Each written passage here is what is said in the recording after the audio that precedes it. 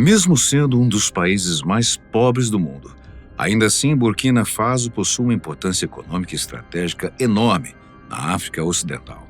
Tudo graças às suas riquezas minerais. Nos últimos anos, o país se tornou um dos maiores produtores de ouro da África, o que atraiu, claro, várias mineradoras estrangeiras. Um dos grandes problemas do país é justamente o fato de que grande maioria do ouro não é utilizada em benefício local, algo que o líder Ibrahim Traoré vem utilizando para justificar as suas ações. Considerado por uns um ditador e por outros um salvador, Ibrahim Traoré vem se tornando cada vez mais uma figura de renome mundial. Por um lado, ele ajudou a melhorar a economia de Burkina Faso. Por outro, o país vive um período de repressão total. O número de ataques contra civis aumentou de 2023 para 2024, sendo que todos aqueles que ousam criticar o governo são obrigados a se alistarem no exército.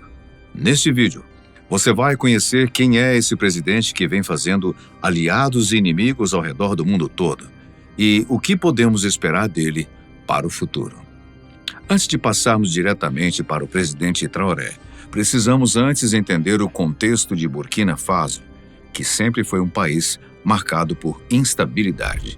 Nos anos 80, antes de se chamar Burkina Faso, o país tinha outro nome, Alto Volta. A mudança de nome veio apenas quando o líder Sankara assumiu o comando, mudando tanto a dinâmica do poder local quanto o nome do país, o qual significa Terra dos Homens Íntegros. No entanto, ele não foi capaz de manter a sua posição por muito tempo. Em 1987, o ditador Blaise Compaoré assassinou Sankara e assumiu ele próprio o país. Na época, todos sabiam que ele havia tido apoio de grandes potências mundiais, as quais tinham interesse em explorar as riquezas minerais do país. A França é um desses países, inclusive sendo atualmente retratada por Traoré como um grande inimigo da nação. Blaise Compaoré ficou no poder de 1987 a 2014, quando saiu não por escolha própria, mas sim por um outro golpe militar. Na ocasião, dessa vez sim, o presidente Roch Kaboré foi eleito democraticamente, ficando na presidência de 2015 até 2022. No entanto, mesmo que democraticamente, o seu governo não agradou à população. A sua principal promessa de campanha era conter os ataques terroristas dos grupos ligados à Al-Qaeda e ao Estado Islâmico. Infelizmente, uma realidade presente no país. Por se tratar de um país frágil, no qual o governo e o exército não possuem presença ativa nas regiões rurais, grupos terroristas acabam explorando a miséria e o abandono da população local para se expandirem. Ou seja, esses grupos não atacam Burkina Faso movidos apenas por ideologias, mas porque encontram na região um terreno fértil de miséria, raiva e abandono. Tanto a Al-Qaeda quanto o Estado Islâmico não precisam invadir o país com tanques, apenas promessas, dinheiro e principalmente o medo. Roch Kaboré prometeu trazer segurança à sua população, pondo fim à violência cometida por grupos terroristas, algo que ele não foi capaz de realizar. Por ele ser ineficiente, tanto a população quanto principalmente o exército começaram a ficar insatisfeitos. E para piorar ainda mais, o governo dele também foi marcado por grandes casos de corrupção e má gestão. Não demorou muito para que ele também sofresse um golpe militar. Ainda não foi pelas mãos de Traoré, mas de Paul-Henri Sandaogo Damiba, o qual assumiu o governo em janeiro de 2022 e deposto em setembro daquele mesmo ano. Quando assumiu o poder, Damiba chegou prometendo acabar com os ataques terroristas, mas não apenas falhou nessa missão, quanto também demonstrava não ter pulso firme para tomar as suas ações. Ele era acusado de se fechar na capital, bem longe da linha de frente, enquanto a guerra acontecia no país. Essas ações dele abriram caminho para, agora sim, o oficial militar Ibrahim Traoré tomar o poder para si. Ao assumir o poder em setembro de 2022, Traoré chegou utilizando discursos inflamados, condenando o luxo, a corrupção e principalmente o imperialismo. Em seus discursos ele dizia: "Gostaria de expressar a minha gratidão a todos os patriotas amantes da paz e da liberdade e panafricanistas que se reuniram ao redor do mundo para apoiar o nosso compromisso e a nossa visão de um novo Burkina Faso, uma nova África, livre do imperialismo e do neocolonialismo." Bem, imperialismo é o termo usado para quando um grande país utiliza do seu status político, militar e econômico para fazer valer os seus próprios interesses contra um país menor. Ao assumir o poder, a primeira ação tomada por Traoré foi cortar quaisquer relações que a França ainda tinha com o Burkina Faso. Quaisquer tropas francesas que ainda estavam no país foram expulsas, mas não apenas isso. Após expulsar os franceses do território, Traoré logo procurou outro grande aliado, os russos. Não demorou muito para que a embaixada russa fosse aberta no país, incluindo o envio de uma brigada paramilitar russa para ajudar Burkina Faso em sua guerra contra os grupos terroristas. Além disso, empresas russas como a Norgold também ganharam acesso à mineração local, consolidando a aliança entre os dois países.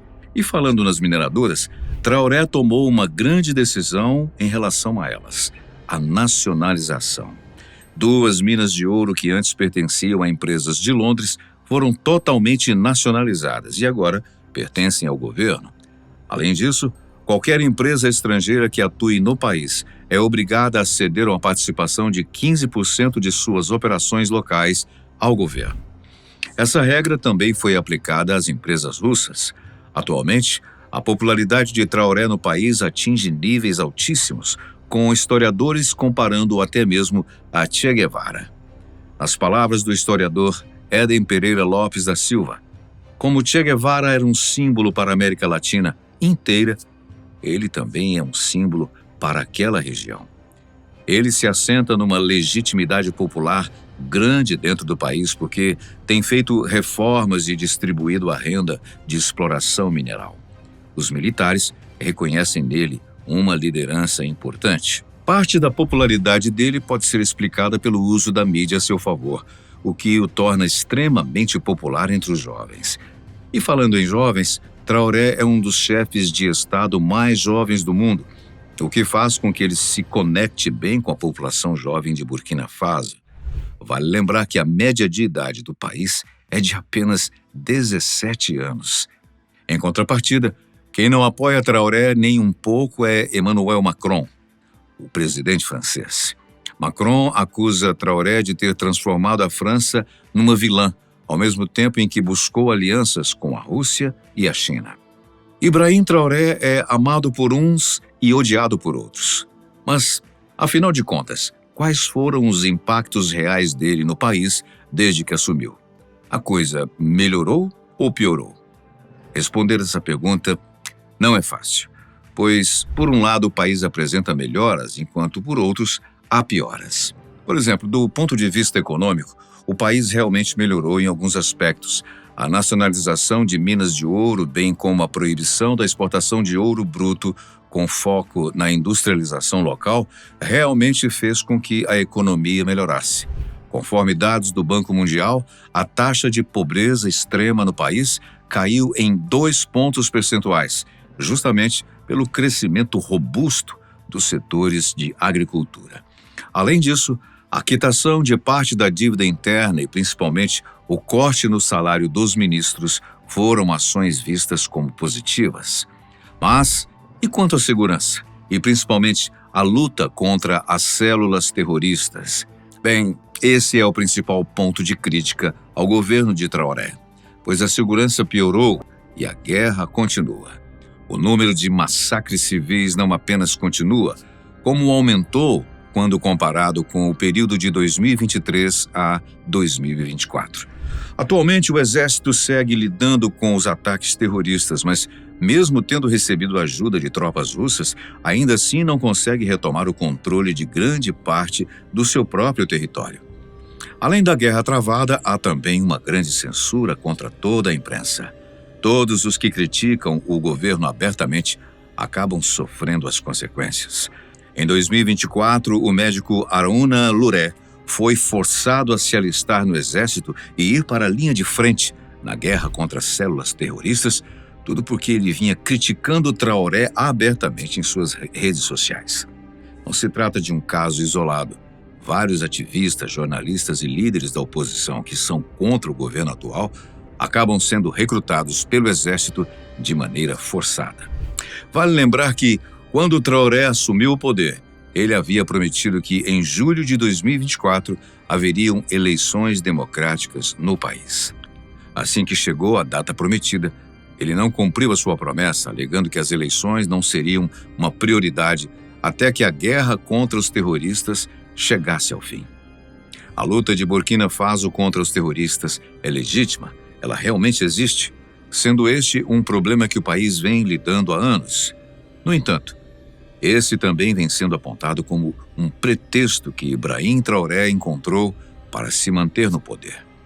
Um inimigo em comum que tanto ele quanto a população local poderão se unir para lutar contra. E todos aqueles que ousam criticá-lo irão se encontrar bem na linha de frente dessa guerra. E quanto a você? Acha que Traoré será a salvação ou a perdição de Burkina Faso? Não deixe de comentar. Nós agradecemos muitíssimo a sua companhia, sempre muito especial. A gente se vê num próximo vídeo.